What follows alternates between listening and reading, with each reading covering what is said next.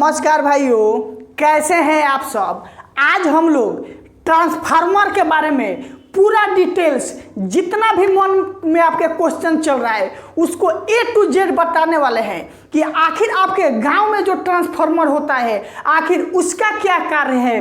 Plant में जो बड़ा बड़ा ट्रांसफार्मर देखने को मिलता है उसका कार्य क्या है, ट्रांसफार्मर का कार्य क्या है, सब कुछ A to Z बताने वाले हैं। अपने भाई के लिए एक बार चैनल को सब्सक्राइब जरूर कर देना है और वीडियो को लाइक जरूर करना है।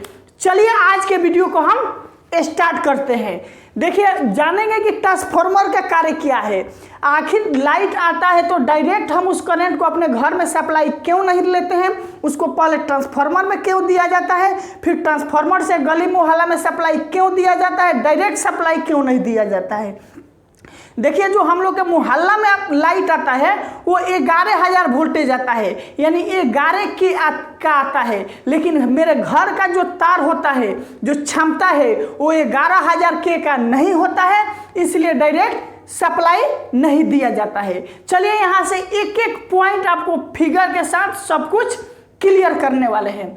ट्रांसफार्मर एक स्थैतिक युक्ति है, उसको अस्थायी रूप से लगा दिया जाता है जो वोल्टेज को बदलता है। उसका कार्य क्या है, वोल्टेज को बदलता है, यानी लोड से हाई को और हाई टू लो दोनों कार्य करता है।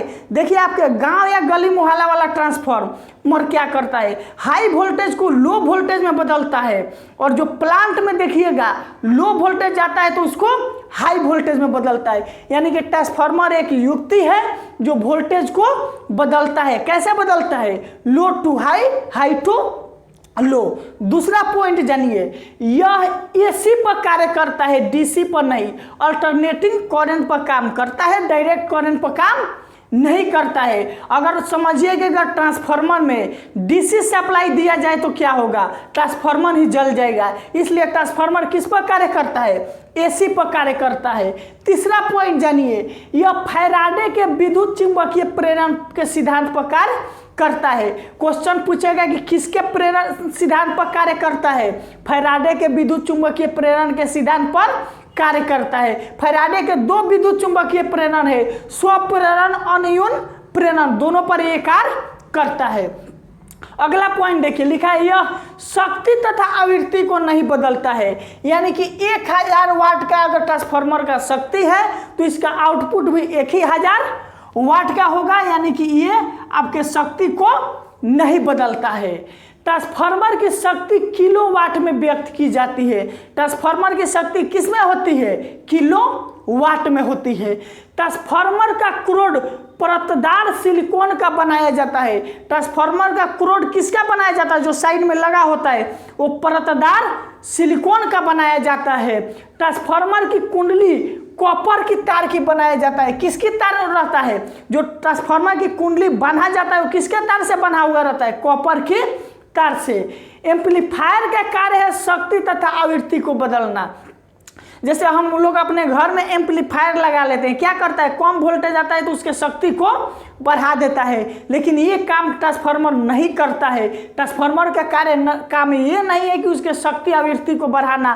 ट्रांसफार्मर का कार्य क्या है, वोल्टेज को बढ़ाना और घटाना। ये है आपका ट्रांसफार्मर का फॉर्मूला, NS बटा NP बराबर VS बटा VP बराबर IP बटा IS। यानी N है फेरों की संख्या, उसमें कितना फेरा है ये फेरा देख लीजिए। दूसरा है वोल्टेज, कितना वोल्टेज सप्लाई दे रहे हैं। तीसरा है प्रवाहित धारा। S का मतलब हो गया सेकेंडरी, P का मतलब हो गया प्राइमरी। अब इस फिगर को आप समझिएगा, सब कुछ आपका क्लियर हो जाएगा। पहला है ट्रांसफार्मर दो प्रकार का होता है, एक होता है स्टेप अप और दूसरा होता है स्टेप डाउन। स्टेप अप का मतलब हुआ कि ये वोल्टेज को बढ़ाएगा और डाउन का मतलब हुआ कि वोल्टेज को घटाएगा। हम लोग के गली मोहल्ला में किसका यूज होता है, स्टेप डाउन का, यानी वोल्टेज को घटाता है। लेकिन फैक्ट्री प्लांट में किसका होता है, स्टेप अप का, यानी वोल्टेज को बढ़ाता है। देखिए, ये आपका प्राइमरी फेरों की संख्या यानी प्राथमिक फेरों की संख्या, ये द्वितीय फेरो की संख्या। यहाँ पर 100 वोल्ट है, 10 एम्पियर है। आज भारत में कोई भी इलेक्ट्रिक सामान है उसकी आवृत्ति कितनी होती है? 50 हर्ट्ज होती है, इसलिए इसका शक्ति तथा आवृत्ति नहीं बदलता है। यानी कि इधर से 100 वोल्ट सप्लाई दे रहे हैं और इधर बाइंडिंग ज़्यादा है, यानी फेरो की संख्या ज़्यादा है, तो 400 वोल्ट हो जा रहा है, अढ़ाई एम्पियर हो जा रहा है। लेकिन शक्ति 1000 है तो 1000 ही रह रहा है। दूसरा देखिए, स्टेप डाउन क्या करता है, यानी कि 1000 वोल्ट को, यानी इधर फेरो की संख्या ज़्यादा है तो फेरो की संख्या कम कर देने से 1000 वोल्ट को 200 वोल्ट में बदल देता है और धारा को बढ़ा देता है। 2 एम्पियर था तो 10 एम्पियर कर दिया और यहाँ 10 एम्पियर था तो 2 एम्पियर कर दिया। स्टेप अप में क्या करता है? वोल्टेज बढ़ाता है, धारा घटाता है। स्टेप डाउन में क्या करता है? वोल्टेज घटाता है और धारा बढ़ाता है और दोनों में शक्ति समान होता है, यानी ट्रांसफार्मर 2 प्रकार का होता है। ये था आपका पूरा ट्रांसफार्मर से संबंधित निचोड़। ट्रांसफार्मर का क्वेश्चन इससे बाहर नहीं पूछ सकता है। आप लोग इसका एक बार जरूर स्क्रीनशॉट ले लीजिए। अगर आज का वीडियो पसंद पड़ा है तो अपने भाई के लिए कमेंट जरूर बनता है, कमेंट करके जरूर बताइएगा। आज के वीडियो के लिए आप सभी को दिल से धन्यवाद।